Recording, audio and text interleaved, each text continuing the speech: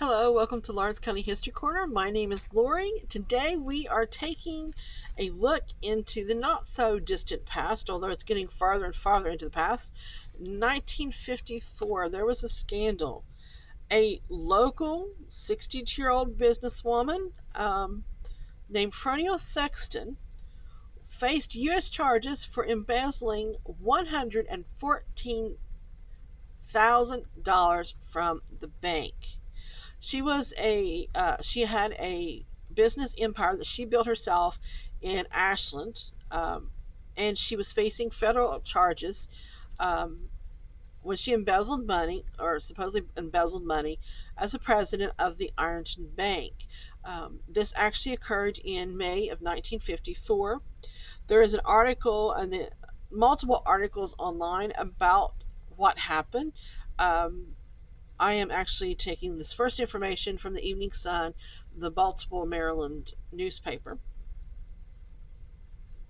At the time, Ironton contained 16,000 residents, and they considered Mrs. Sexton a business genius. Um, Her career started in the 1920s when she opened a small restaurant near the railroad tracks in Russell, Kentucky, across the river from Ironton, and worked there as a waitress. So very early on in her career, it was not a lot of money. She became one of the tri-states area leading citizen, owner and operator of a theater chain in Ashland and owned other real estate in the area. She was president of the Citizens National Bank of Ironton. She was also a publisher of the Ironton Courier, which is one of the predecessors to the Ironton Tribune. She was arrested in her apartment in Portsmouth, Ohio, on Monday, looks like the 24th of May, 1954. And then on the 25th, she was released on a $5,000 bond provided by her daughter. She did waive her preliminary hearing and was bound to a federal grand jury at Cincinnati.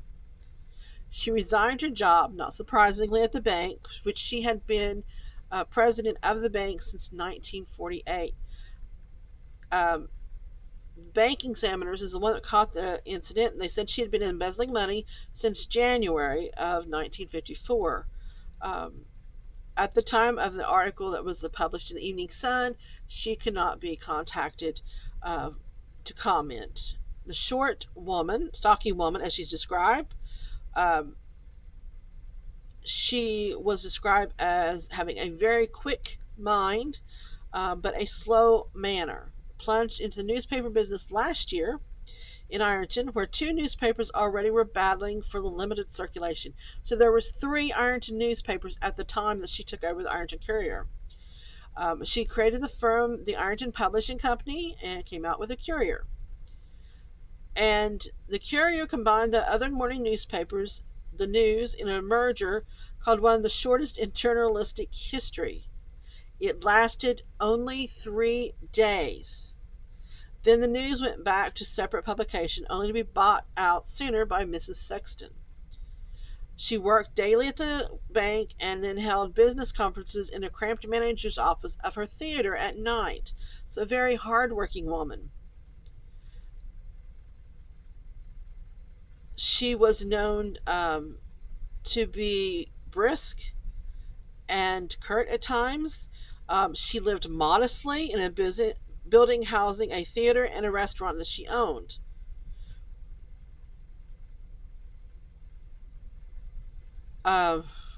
She was once quoted after being angry at one of her staff members. They did an 8-column headline and a story about a local high school being painted, and she informed them that they should not print anything at all if that was the best news they could come up with. Other articles appeared in the Minneapolis, Minnesota Star Tribune.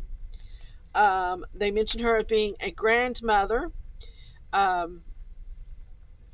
and they actually post pictures of her in the news article. If you can see, she looks like a typical grandmother, a kindly person, and She had spent 2 years of hard work to get herself a thriving business, and she was very well respected by apparently all of her peers. And she was a mother of 4 grown daughters and a son.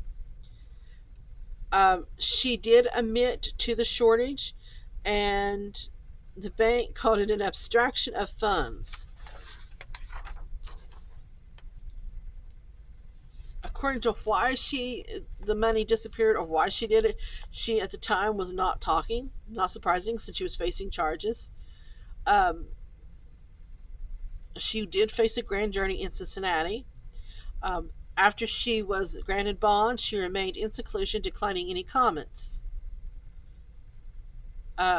Most of the people in town, in the area, believed that she had overreached herself, that she had maybe expanded farther than what she was capable of handling, and that resulted in her choosing to embezzle money.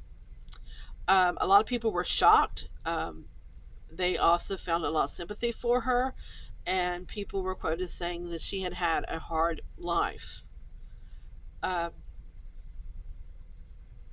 that she was described as a typical grandmother, who built a minor empire, business empire, from a railroad restaurant, despite having to deal with a large family and also an invalid husband.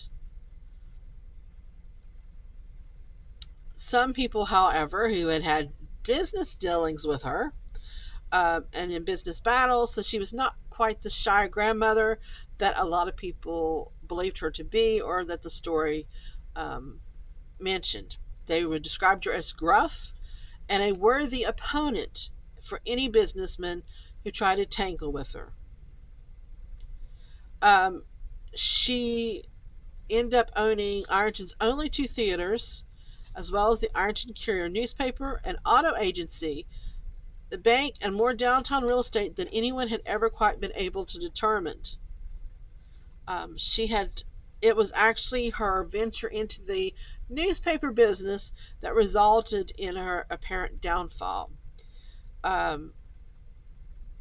Because the New Courier was a brand new newspaper and it was already entered into a fight between 2 well-established newspapers, it was kind of a bad business choice in the beginning, and it was maybe possibly even doomed to fail. And many people believe that most of the money that she embezzled from the bank would have actually gone to the struggling newspaper. There was other articles that would appear, and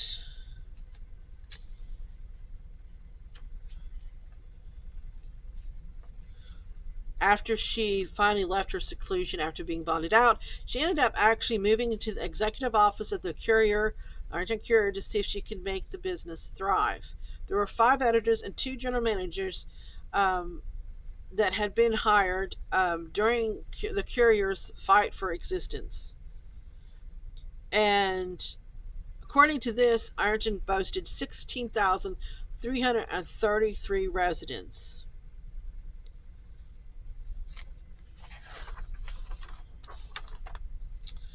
Sadly, she was convicted in 1954 of the embezzling of the money, and she did not last very long.